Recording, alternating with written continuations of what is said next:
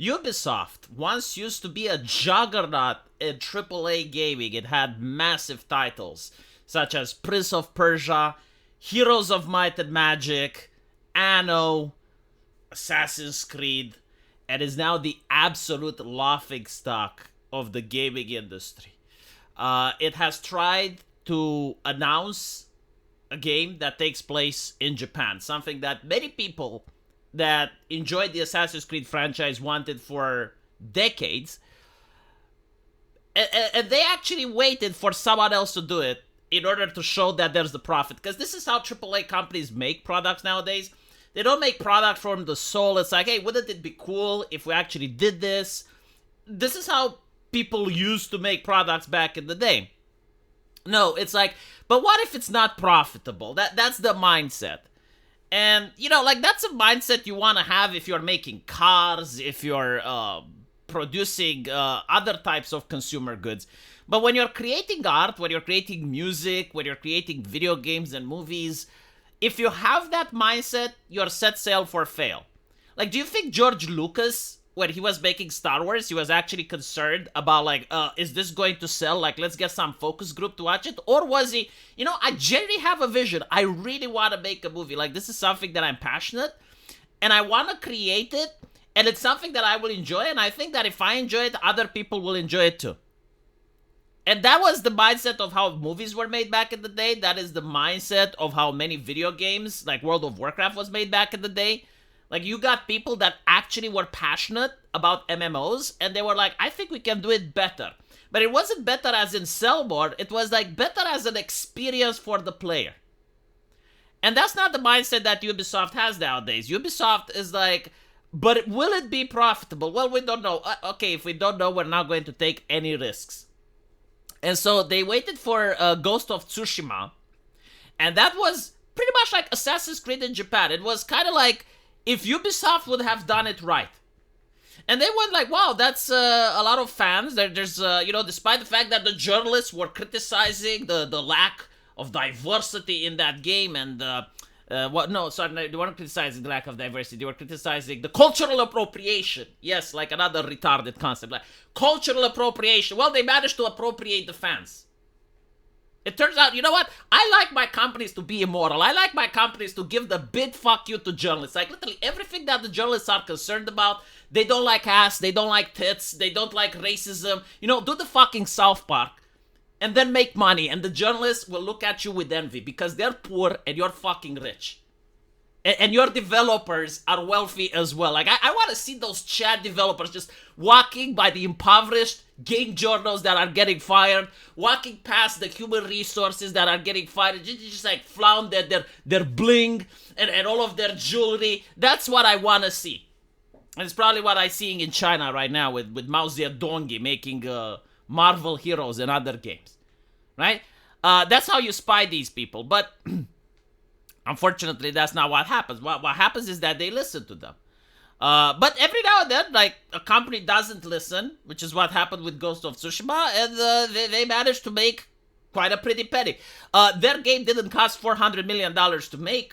It didn't require the entire invasion force of Kyiv in order to create it. Like, they had fewer developers, and yet they managed to create quite an awesome game. So Ubisoft looks at it and it's like, well, we can do that as well, but we need to Americanize it. We need a black protagonist for the starving American soul, because, like, America wants to see black protagonists everywhere.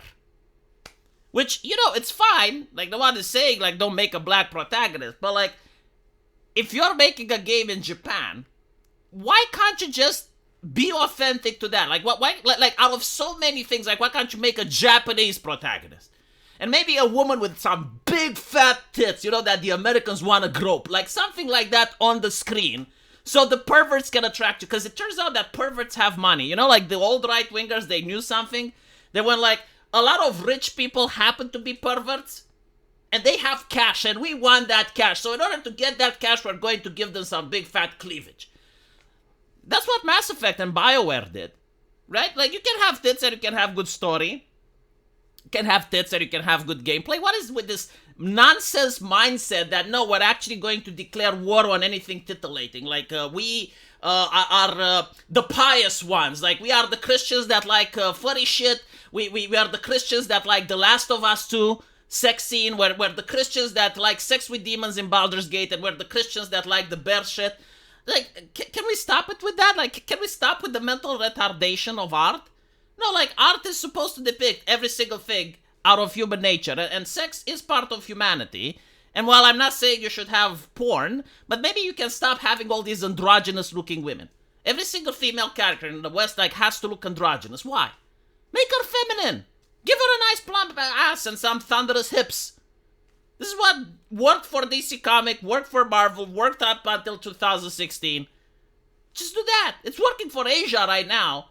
If it's not freaking out Reddit, it's a game that is not worth buying. And so, they created a female character that looks like a man. It's played by some random twat that's an activist, and it's like a complete racist, and then person that's a sexist as well. Like, if you listen to her takes, you're like crossing yourself. If you want to find religion, don't listen to Melanie Mac, listen to that activist that they hired. The moment she opens her mouth, you're like, Jesus fucking Christ, Jesus protect me from these imbeciles because I'm afraid that it's contagious. And so they hired that person, which is very antagonistic towards gamers. The main character is a black guy in medieval Japan, like peak American mindset. And so no one wants to buy the game. Like, even black people are saying, what are you doing? Like, black people, believe it or not, they like anime. They actually do like Japanese culture. They're fine if you're making something like Black Panther and it takes place in Africa and it's like an ethno-state and it's like the most Chad right-wing society ever imagined. That's not even a democracy, it's a kingdom. They like that shit. But if they play a game that's supposed to be in Japan, they want to see the Japanese stuff. And so now they're constantly announcing that they're pushing back the game. They're getting criticism in the comment section. Like, there's a black person, I see them in the comments. Did you get rid of the black guy? If not, I'm not touching the game. The reality is, I'm not touching the game no matter what. It's tainted. Like it's called PR for a reason. Public relations. You guys suck at it. You guys are absolutely abysmal. Ubisoft as a company, you lack the ability to do PR. The customers don't recognize you. They don't know who you are. Your company is a laughing stock. Your stocks are failing. Get help. Like, they keep saying that these YouTubers are destroying their game. Why don't you hire Asmongold as your PR person?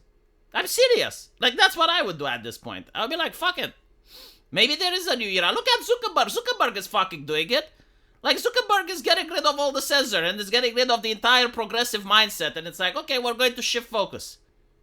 Maybe it will work. Who knows? Let's try it. We tried everything. Yeah, get Asmongold. Get him to design a game for you. Hire him as a consultant. I bet he's cheaper. I bet Asmongold is fucking cheaper than the Sweet Baby and other consultants that you're hiring. But I don't think they want to do business in the sense of that they want to make video games. I don't think they do. I think they just want more government tax cuts, more loans, more of that shit. If I was Ubisoft, I would just downsize. That's what I would do. Like, you don't need the realistic graphic. You don't need the $400 million game. Why don't you make a $50 million game? Make a $50 million game. Start going downside. Like, start building back up from a AA. Build back better. I mean, they even have the IPs to do it. Like, they have Prince of Persia. They have Heroes of Might and Magic. Like, get a small team and get it done. Like, right now is the time. Like, there is a drought when it comes to video games. If you actually make something that's good, that has gameplay, people won't care about the graphics. They won't care about anything else. You know those movies where you have the general going into some backwoods forest and they find a cabin, and in the cabin it's like a guy with a beard. And he's like, no, General, I gave up this life a long time ago, but Rambo, the country needs you. And he shows a video footage with some terrorists terrorizing a village, and Rambo is like, you know what? Yes, you're right. Uncle Sam needs me, and he puts the bandana and goes back to work. Do that with the fucking developers that you fired. Go to the developers that you fired for being racist, sexist, and other sorts of ism, but they had talent. Yeah, go to those, apologize, kiss their fucking ass, and then hire them. And get them to actually make a game. Let me know what you guys think, and as usual, I will see you in the comment section. Take care.